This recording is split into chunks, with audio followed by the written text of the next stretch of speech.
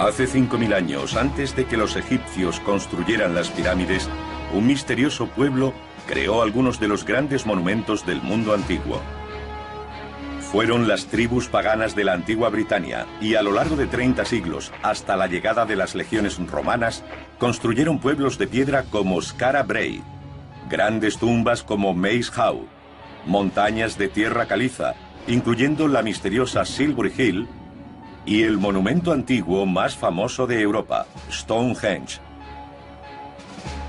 Descubrieron ingeniosos modos de transportar enormes bloques de piedra a cientos de kilómetros. Desarrollaron técnicas especializadas para marcar el paso de las estaciones con asombrosa precisión. Las tribus paganas vivieron en un mundo sin escritura, por lo que se conservan pocos datos sobre la construcción de estructuras tan extraordinarias. Pero 50 siglos después, las evidencias de sus logros permanecen escritas sobre la tierra. Ahora, un equipo de expertos intentará descifrar el misterio de estos monumentos y verlos como fueron cuando se construyeron hace miles de años. Entrar en esta tumba es difícil, sucio e incómodo.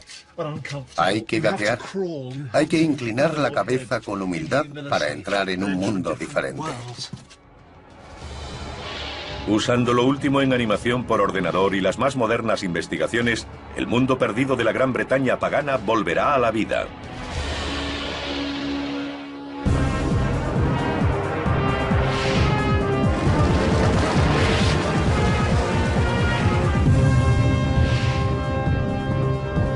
Mundos perdidos, los paganos.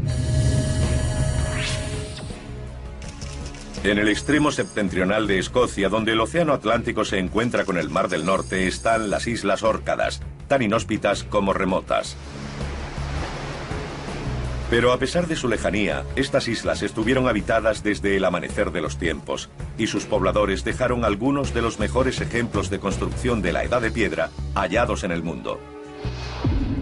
Cazadores, recolectores errantes se establecieron aquí hace 6000 años. Cultivaron la tierra y se hicieron agricultores. Sabemos poco de su vida cotidiana, pero en las ruinas que se conservan hay rastros de su mundo. Círculos de piedra que calculan los ciclos del año solar. Tumbas diseñadas para que los vivos entraran en contacto con el mundo de los muertos. A la gente que los construyó les llamamos paganos, pero puede que nunca sepamos cómo se llamaron a sí mismos. Lo que sí conocemos es que sus creencias les impulsaron a hacer extraordinarias construcciones mucho antes de que se erigieran los grandes edificios de Grecia y Roma. El aspecto real de estos monumentos siempre ha sido un misterio. El rastro de este pueblo estuvo perdido u oculto durante siglos. Pero en el invierno de 1850, una inesperada tormenta azotó la costa de las Islas Órcadas. En un lugar llamado Skara Brae, el viento y las altas olas arrancaron la hierba de un montículo. Cuando pasó la tormenta, los lugareños descubrieron unas ruinas surgidas de la arena.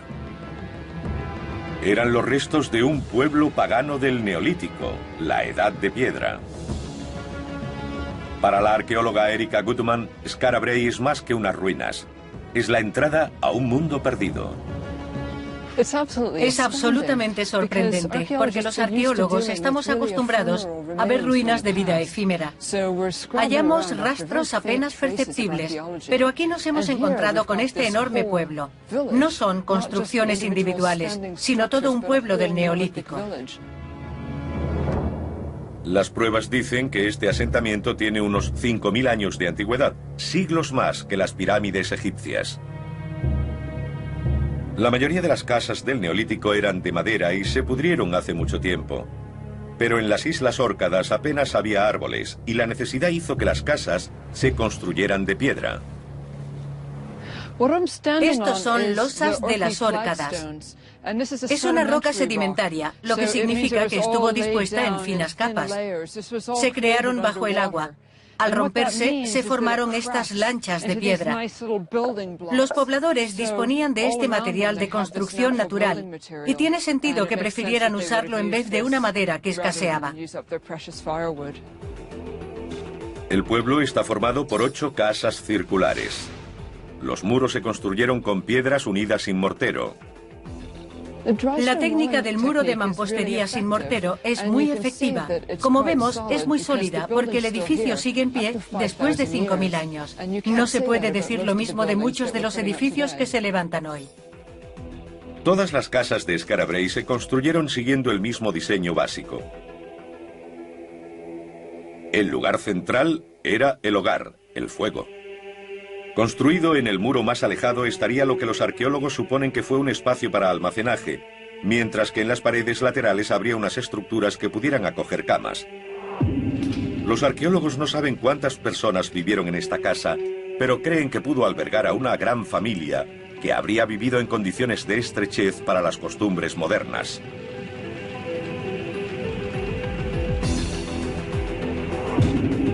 Fue una comunidad muy unida. Los edificios comunicaban a la gente. Las casas estaban conectadas a través de estrechos corredores cubiertos de piedra. Era posible pasar de una a otra sin salir al exterior. El historiador Ronald Hutton tiene que agacharse para entrar y descubrir por qué sus habitantes lo construyeron así. Hay dos buenas razones para que hubiera largos y estrechos pasillos, como este en las casas del Neolítico. En primer lugar, para que el invitado quedara impresionado al acercarse al espacio personal de su anfitrión. Y en segundo lugar, en caso de ser un enemigo, es difícil andar agachado con la cabeza levantada, sabiendo que en el otro extremo había gente esperándolo para decapitarlo o darle un golpe. Lo más extraordinario de estos edificios es su ubicación. A primera vista parecen haber sido excavados en el suelo, pero no es así. De hecho, todo el pueblo se construyó cavando en un vertedero, un montículo de residuos dejados por pobladores anteriores. Era basura prehistórica, y eso incluye todos los residuos del hogar, ceniza, carbón vegetal y desperdicios de la comida. Es importante recordar que dividían la basura. El material más sucio estaba en un extremo del poblado, donde dejaban los excrementos animales y humanos, y en medio de la ciudad dejaban el material más limpio.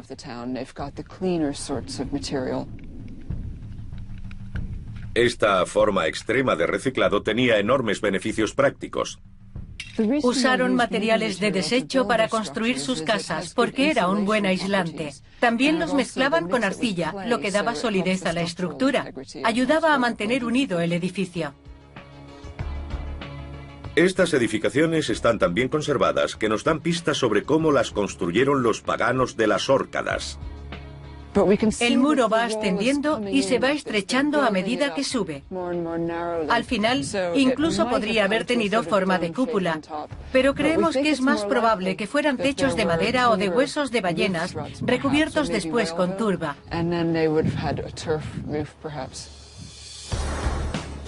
Ahora podemos mostrar cómo eran las casas de estos misteriosos paganos cuando las construyeron hace 5.000 años. Todas siguen el mismo diseño básico. Una habitación de unos 40 metros cuadrados, la mitad de un moderno apartamento neoyorquino. Un aparador de piedra situado al otro lado de la entrada con una cama a cada lado y un gran hogar en el centro. Los muros iban inclinándose hacia adentro hasta converger en las vigas del techo cubiertas de turba. Construidas en un vertedero y comunicadas por pasillos techados, las casas parecerían desde fuera montículos bajos, interrumpidos solo por los techos de turba. Los paganos que vivieron en estas casas ayudaron a construir, casi con toda seguridad, uno de los monumentos prehistóricos más desconcertantes de las Órcadas, el Anillo de Brodgar. Enorme círculo de piedra a 10 kilómetros al sur de Skara Brae, Brodgar pertenece a una clase especial de círculos conocidos como henge, anillos de piedras encerrados dentro de una zanja y un talud de tierra. Este es uno de los más grandes del mundo. Para mí, el uso obvio de este gran espacio abierto es el de meter a mucha gente para que pueda ver lo que ocurre. Casi con toda seguridad fue centro de reunión de multitud de personas en ciertas épocas del año, las grandes fiestas de las estaciones, para intercambiar ideas, celebrar rituales religiosos, comerciar y conocer gente nueva. Así podían encontrar pareja y casarse y juntarse para todo lo que necesitan hacer una gran cantidad de personas. Es sorprendente cómo este pueblo logró construir algo tan grande como el Anillo de Brodgar sin herramientas modernas o máquinas elevadoras. Solo cavar la zanja significó retirar 11.000 toneladas de roca, suficientes para llenar 2 piscinas olímpicas. Este proyecto necesitó de todos los isleños sanos durante un largo periodo de tiempo. Pero más asombrosa aún es la razón de su construcción y lo que representaba este círculo. El hecho de que sea un círculo de piedra ya es muy importante. Hace 5.000 años a los habitantes de las islas británicas les fascinaban las formas redondas. Posiblemente porque así podían ver el horizonte, porque el horizonte es un círculo natural. Estos monumentos se correspondían con él, reflejando el entorno. Puede que el Anillo de Brodgar se construyera como modelo del paisaje de las Órcadas. Las piedras llegaron de rincones de toda la isla y es posible que cada pequeña comunidad erigiera su propia piedra para representar a su pueblo. Hoy solo quedan 27, pero los expertos creen que debió ser algo así. 60 enormes piedras rodeadas por una zanja. Detrás del foso se alzaba un talud de arena de 3 metros que cercaba todo el lugar. El Anillo de Brodgar habría enviado un mensaje a las futuras generaciones de que ese terreno pertenecía por siempre a los constructores y a sus descendientes. Las pruebas sugieren que los paganos de las Órcadas tuvieron una relación muy estrecha con sus muertos. Las tumbas que construyeron eran entradas a un inframundo olvidado.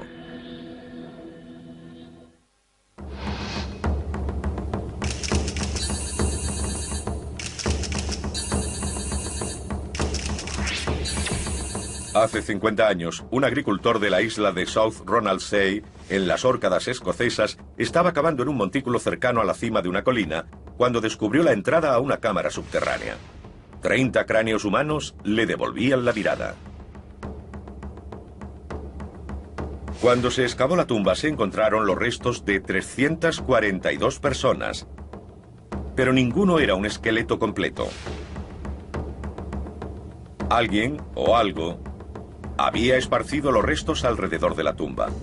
Intentando descubrir la razón, Ronald Hutton entra en la cámara funeraria.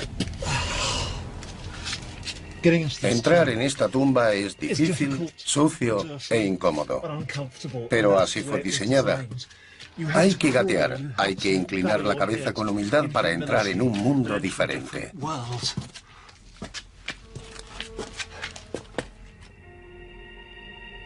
Una vez dentro, la tumba se abre en una sala alargada con una gran cámara en cada extremo y pequeñas cámaras laterales a ras del suelo. Aquí se encontraron pilas de huesos e hileras de cráneos. Ronald cree que esto prueba que los paganos regresaban a menudo para manejar los huesos de sus antepasados. Lo normal era que hubieran traído antorchas, aunque parece que no era así, por lo que se habrían tropezado con los muertos en la oscuridad. En el mejor de los casos, se habrían topado con la misteriosa visión de un cráneo o un hueso detrás de otro. Establecían contacto con los muertos de forma muy íntima, muy física. Pero ¿por qué este pueblo sintió la imperiosa necesidad de estar cerca de sus muertos? La respuesta parece estar en la temprana edad a la que muchos murieron. Los estudios han revelado que pocos pasaron de los 25 años. La mayor parte de esta población estaría compuesta por niños y adolescentes. Dependerían desesperadamente de la tradición oral, de historias y leyendas de lo que habría ocurrido antes, para tener sensación de continuidad.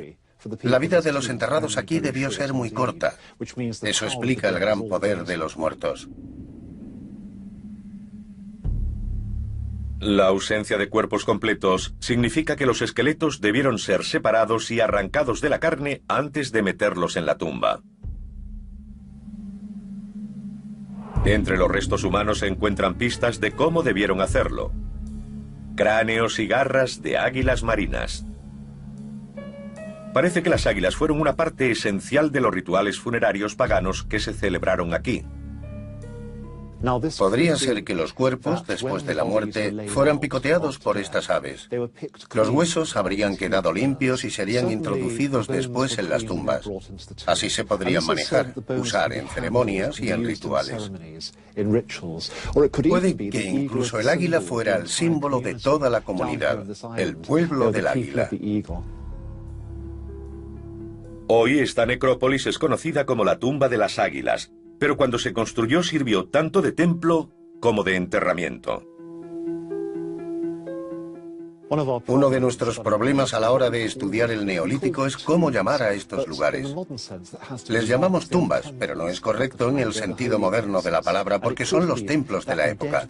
Eran lugares sagrados.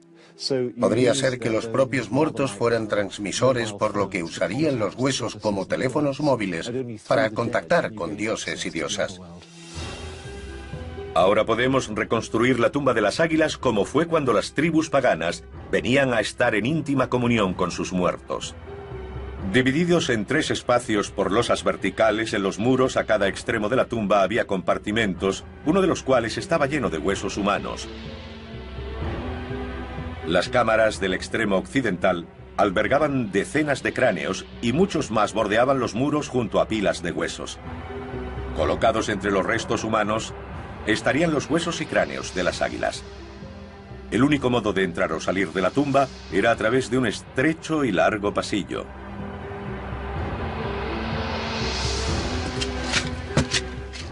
De vuelta al mundo de los vivos. Es más luminoso. Pero la tumba de las águilas no es el único ejemplo de enterramiento pagano en las Órcadas.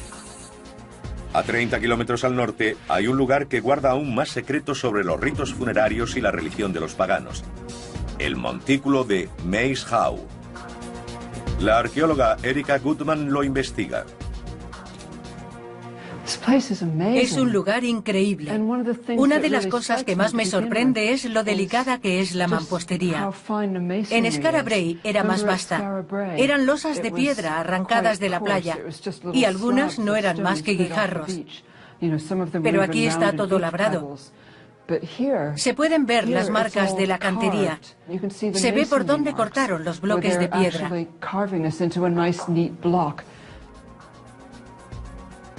Maze Howe es la tumba más grande de las Órcadas.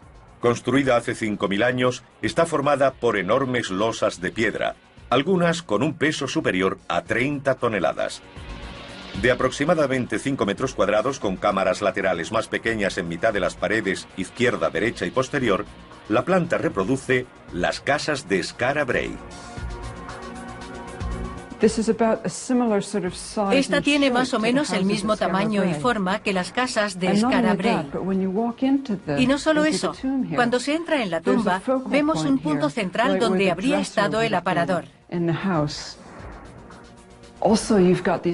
También hay cámaras a cada lado, en el mismo sitio en el que estarían las camas en la casa de Skara Brae. Lo único que falta es el hogar. Las similitudes entre la tumba de Maze Howe y las casas de Skara Brae demuestran que los paganos creían en una relación especial entre el mundo de los muertos y el de los vivos. Otro aspecto central de la religión pagana era el ciclo de las estaciones. Pagano significa habitante del campo, y su dependencia de la tierra hacía que fueran muy conscientes de su lugar en el mundo natural. Atribuían un significado especial a los cambios de las estaciones. Daban una gran importancia a los solsticios de verano e invierno, cuando se dan los días más largos y cortos del año, y a los equinoccios de primavera y otoño, los 2 momentos del año en que día y noche duran lo mismo. Las pruebas se pueden ver en la tumba de Maze Howe. Está deliberadamente diseñada para marcar uno de estos acontecimientos estacionales del año. Un día, en el solsticio de invierno, la luz del sol entraría por este pasadizo e iluminaría el fondo de la tumba. Los constructores del Neolítico lo diseñaron a propósito para captar ese momento. Para el pensamiento pagano, los solsticios eran muy importantes. Para los paganos, el invierno era el momento de los muertos. La estación en la que los campos estaban yermos. El solsticio de invierno marca el fin del mismo. Llevando la luz a la tumba, los paganos buscaban la ayuda de los antepasados, esperando asegurarse el regreso de la primavera. Pero para captar la luz del sol en pleno invierno, los constructores de Maeshowe necesitaban alinear perfectamente el túnel de entrada de la tumba. Las 4 grandes piedras de las esquinas de la cámara brindan una pista. Los pilares son un enigma. No ofrecen apoyo estructural a la tumba, sugiriendo que su utilidad pudiera residir en su parecido con menhires.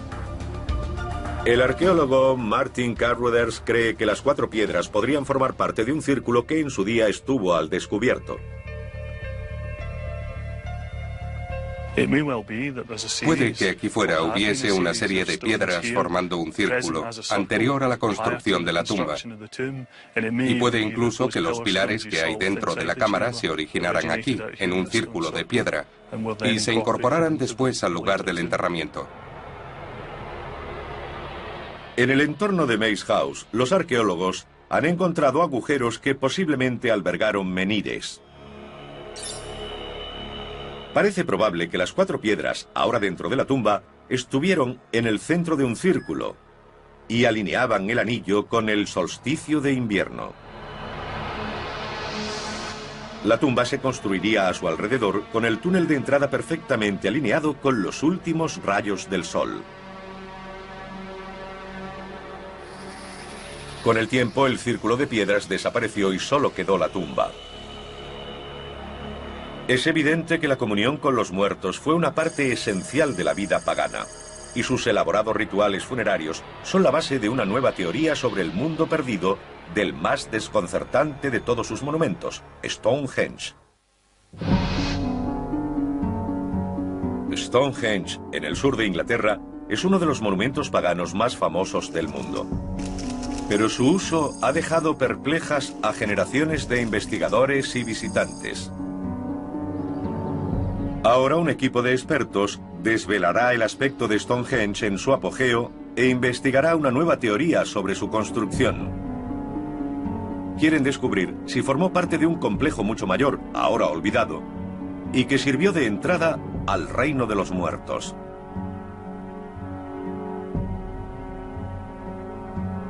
La arqueóloga Erica Goodman ha descubierto una primera pista, pruebas de que hace 5000 años se celebraron ritos funerarios mucho antes de que llegaran las piedras. Cuando llegamos a Stonehenge, lo primero que vemos es un espléndido conjunto de piedras. Pero lo primero que se construyó fueron este pequeño terraplén y la zanja. Parece que sirvieron para algún tipo de ritual.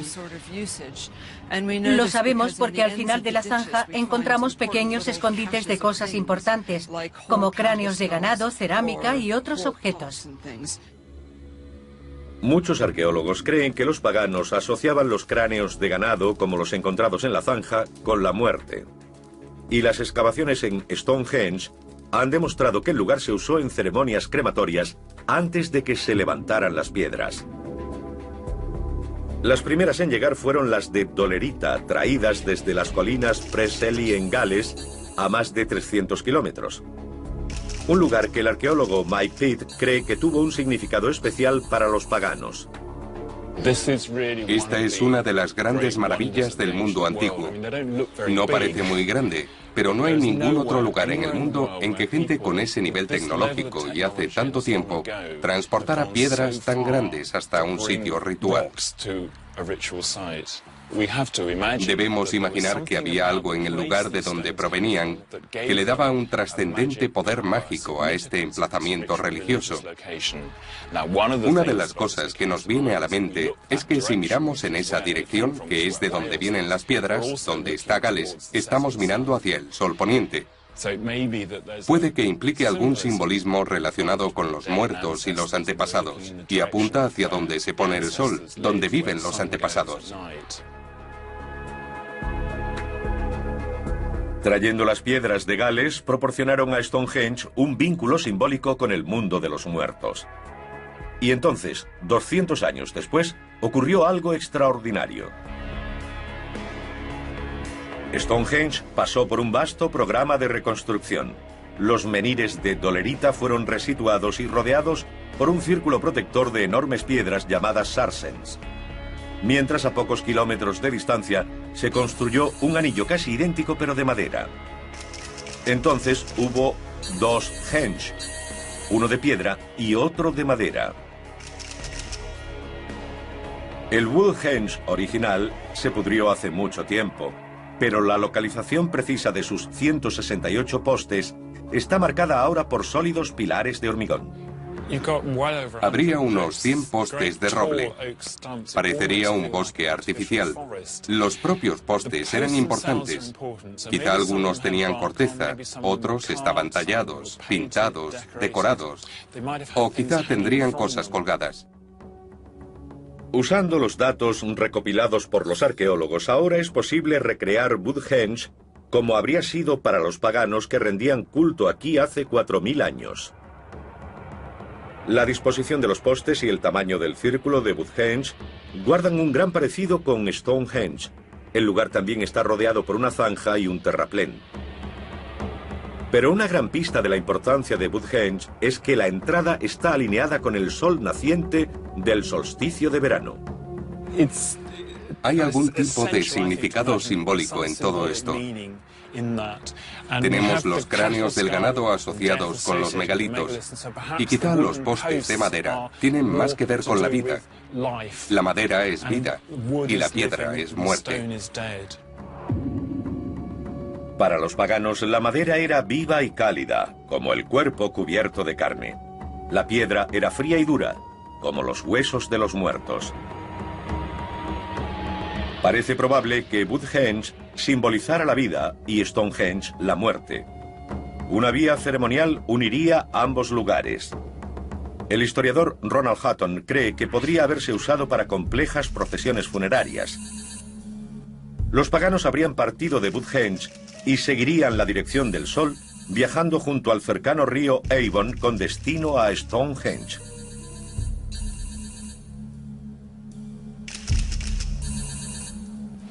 El agua, como este río Avon, era muy importante para los monumentos del Neolítico. Se encuentra cerca de muchos de ellos. Quizá porque es un elemento extraño, conecta a la gente y la separa, preserva la vida y la quita, crea y destruye. Quizá esta esencia de muerte y vida es exactamente de lo que tratan estos monumentos. La procesión seguiría el río hasta llegar a la avenida, una calzada que conducía a Stonehenge. Hoy poco queda de ella, pero Ronald cree que pudo haber estado flanqueada por piedras alineadas. No sabemos exactamente cómo era la avenida que llevaba hasta Stonehenge. Desapareció hace mucho tiempo. Pero es posible que se pareciera a esta, no muy lejos de Avebury. Sin embargo, tendría la función de todo camino procesional en cualquier religión. Permitir que los seres humanos pasaran de un mundo interesado por la vida terrenal a otro más preocupado por lo sobrenatural. Antes de llegar a su destino, la avenida gira abruptamente hacia el oeste, acercándose deliberadamente a Stonehenge en dirección a la puesta de sol. Habiendo empezado en Woodhenge al amanecer, parece probable que la procesión llegara a Stonehenge al ocaso. Aquí los paganos habrían celebrado el paso del recién fallecido al mundo de sus antepasados.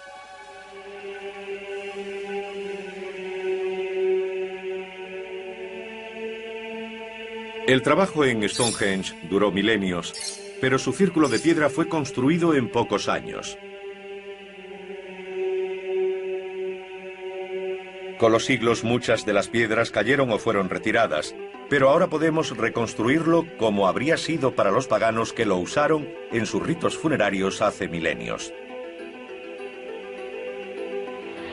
En el centro del anillo habría una herradura de 5 trilitos, 2 megalitos con un dintel encima. Rodeaban a 19 piedras más pequeñas que a su vez estaban rodeadas por el famoso círculo de enormes piedras sarsen, coronadas por un anillo continuo de dinteles curvados. Stonehenge y Woodhenge habrían dominado el paisaje local. Pero a solo unos kilómetros al norte hay otro monumento que ha desafiado toda explicación. Una enorme colina artificial que los arqueólogos calculan que requeriría de 18 millones de horas de trabajo para construirla. Silbury Hill.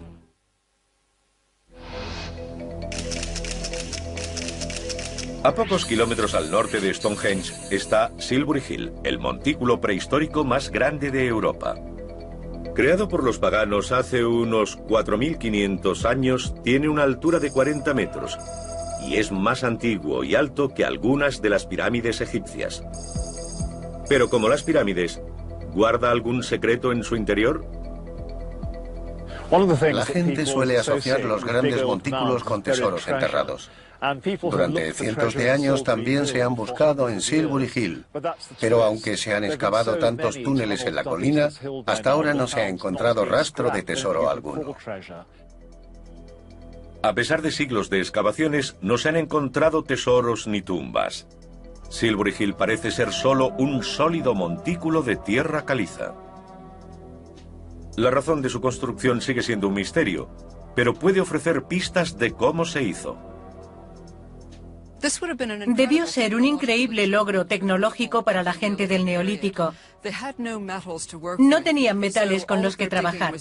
Tuvieron que excavar con astas y escápulas los omóplatos del ganado que usaron como palas.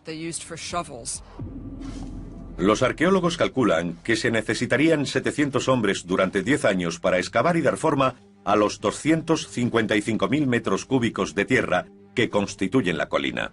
Probablemente se construyó en 2 fases. Cuando se levantó la primera, solo medía 5 metros de altura, pero después, en la segunda fase, se alcanzaron los 36. Es enorme y la pendiente es muy pronunciada. Contrasta abiertamente con el perfil bajo de las colinas de alrededor. Pero hacer una colina era todo un reto. No se pudo levantar algo así simplemente apilando tierra y escombros porque se desmoronaría. Se hizo cuidadosamente para conservar la forma cónica. Puede que Silbury Hill no fuera circular, sino que se construyera como un polígono, posiblemente de 9 lados. Muros externos de tierra caliza se inclinarían hacia el interior en un ángulo de 60 grados para buscar la máxima estabilidad. Estarían unidos por muros radiales construidos hacia afuera desde el centro del montículo. Los huecos se rellenarían con piedras y escombros. Es posible que el montículo se levantara como una serie de plataformas escalonadas, pero los últimos estudios arqueológicos sugieren un método diferente.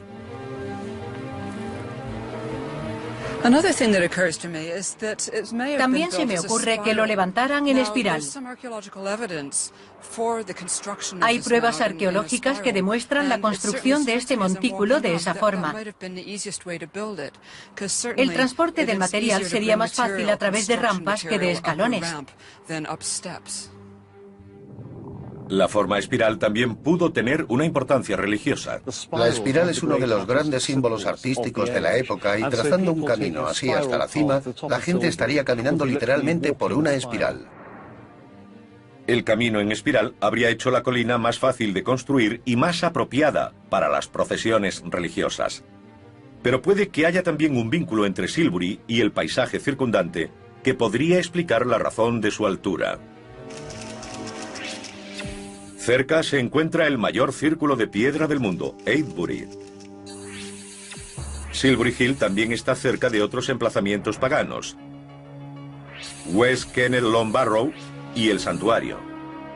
El historiador Ronald Hutton quiere investigar una nueva teoría, que Silbury Hill podría haberse usado también como plataforma señalizadora que coordinará ceremonias simultáneas en los diferentes lugares. Es una idea que nunca se ha probado hasta ahora. La teoría dice que desde cualquier parte del entorno de Avebury se puede ver la cima de Silbury Hill. Para comprobar la teoría, la arqueóloga Erica Goodman se dirige al túmulo de West Kennel Long Barrow. El túmulo contuvo los restos de unas 50 personas y es uno de los montículos funerarios mejor conservados de las Islas Británicas. También es uno de los más grandes, tan largo como un campo de fútbol y la mitad de ancho. Este es el túmulo de West Kenneth Long Barrow.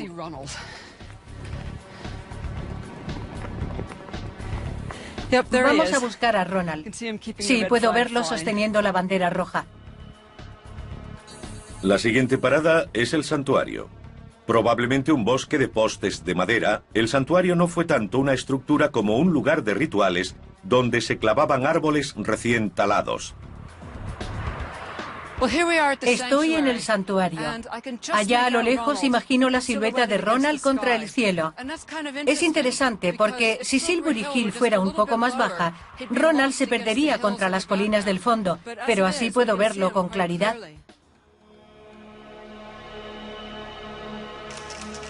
La última parada es Avebury, el mayor círculo de piedras del mundo. Un anillo gigante de 98 megalitos que encerraba dos círculos más pequeños. Es probable que fuera el lugar ritual más importante de la zona. Para que la teoría funcione, debería verse la bandera de Silbury Hill, pero dentro del anillo no es posible.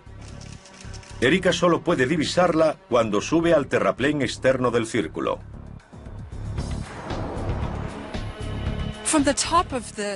Desde lo alto del terraplén lo veo muy bien.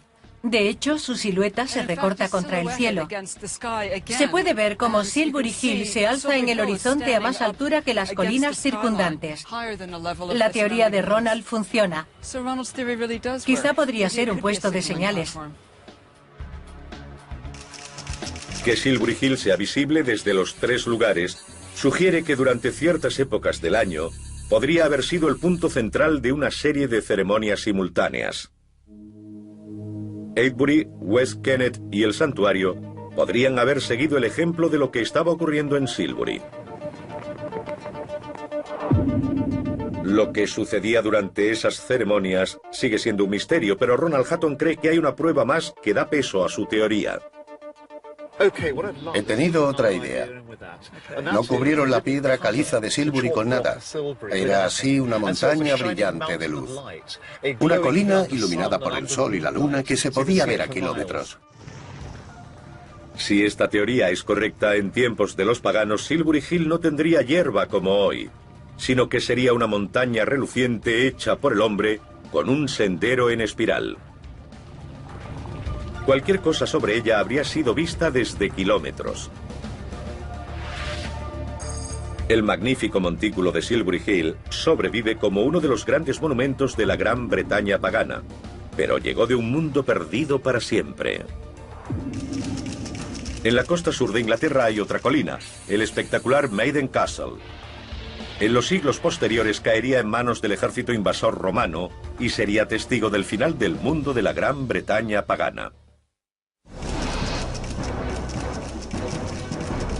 Maiden Castle, en el sur de Inglaterra, es el mayor poblado fortificado de Europa.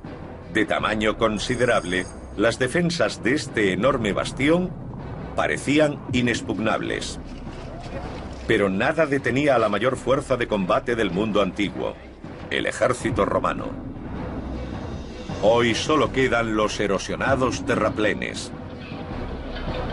Pero durante miles de años, Maiden Castle fue un tesoro militar pretendido por las tribus paganas de la época de Stonehenge hasta el final de la Edad del Hierro, cuando cayó bajo el yugo romano.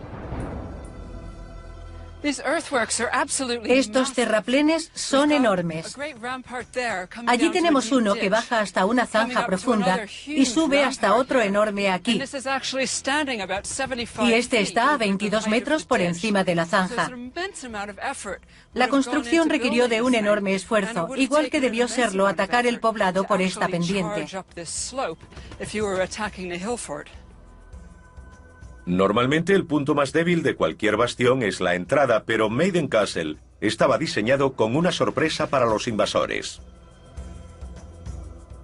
Esta sería la entrada occidental a la fortificación. Y si ahora parece un confuso grupo de montículos, habría resultado mucho más confuso para los atacantes que se acercaran. La idea es que los desorientaran en esta especie de laberinto para dificultarles el ataque.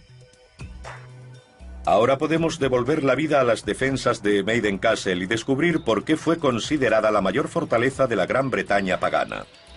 3 anillos concéntricos de zanjas y terraplenes rodeaban el recinto. Encima del último habría una empalizada. Un pasillo a lo largo de la parte superior les permitiría la vigilancia y serviría como plataforma para la principal defensa de la fortaleza: los lanzadores de piedras. 2 torres vigías se erigirían a ambos lados de la entrada como protección añadida contra los enemigos que amenazaran la puerta. Cuando los romanos lo invadieron en el 43 después de Cristo, Maiden Castle estaba ocupado por la tribu Durotrige, caciques de gran parte del suroeste de Inglaterra. Mineros y trabajadores del hierro eran una poderosa confederación de tribus e incluso acuñaban su propia moneda. Pero ahora se enfrentaban al ejército más temido y preparado de la época. Un ejército que poseía una enorme ventaja tecnológica. Usaban ballestas. En el cercano museo del condado de Dorset se conservan pruebas de su eficacia en los restos de 2 soldados paganos encontrados en el lugar. Había numerosas tumbas de guerreros de la Edad del Hierro y unos 10 cuerpos tenían cortes de espada en la cabeza. Cortes muy profundos. Mostraban golpes en el cráneo y uno de ellos incluso tenía una flecha de ballesta clavada en la columna. Pero para alcanzar a los defensores de Maiden Castle, la flecha debía haber superado 3 enormes terraplenes. Para comprender el alcance de la ballesta, el historiador Ronald Hutton busca una réplica que funcione. ¿Cuántas de estas máquinas habría usado una legión romana? Cada legión tenía 60 piezas de artillería. Habría 60 alrededor de la colina. Hasta el final de la Edad Media, la ballesta fue el arma más compleja construida. Pero su mecanismo es sencillo. La cuerda del arco se tensa usando un par de cabrestantes y un mecanismo dentado llamado trinquete, lo que le proporcionaba más potencia que el músculo humano. Se carga una flecha y se dispara. La saeta de una ballesta podría volar a más de 170 km/h y alcanzar más de 400 metros. Dios mío, apenas he podido verla. La ballesta permitió a los invasores romanos lanzar flechas sobre Maiden Castle, lejos del alcance de las ondas de los defensores. Las ondas tienen un alcance muy limitado. Las ballestas romanas, por el contrario, superaban la distancia de las ondas que se usaban en la época. La altura y la distancia de los terraplenes no habrían sido suficientes para luchar contra los romanos. Los defensores no tendrían una clara visión del campamento romano ni siquiera desde lo alto de la empalizada. Y con solo 200 metros, sus ondas no habrían cubierto ni la mitad del alcance de las máquinas romanas. La ballesta podía lanzar un proyectil sobre los terraplenes y la empalizada hasta el corazón de Maiden Castle. La muerte llegaría a los defensores literalmente caída del cielo.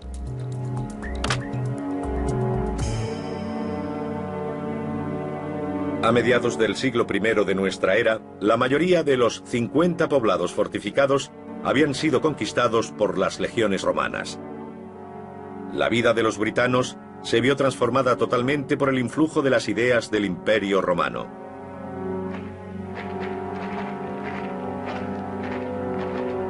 Pero incluso antes de la conquista, muchos monumentos y asentamientos paganos quedaron olvidados porque la gente que los había construido había cambiado. El poblado de la Edad de Piedra de Skara Brae, el Gran Círculo de Brodgar y la Tumba de las Águilas llevaban abandonados muchas generaciones. La pericia constructiva que creó alineamientos estivales e invernales en Maze Howe y Woodhenge se habían perdido con la evolución de las religiones. Incluso Stonehenge, el mejor de los monumentos paganos, se convertiría en curiosidad de viajeros, un enigma que cautivaría y confundiría a eruditos a partir de la Edad Media.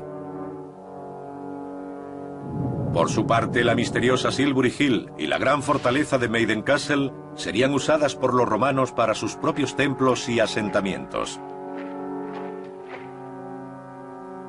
Mientras estos lugares se venían abajo, desapareció todo conocimiento de ellos y de lo que representaban. Solo ahora, muchos siglos después, estamos redescubriendo estos mundos perdidos.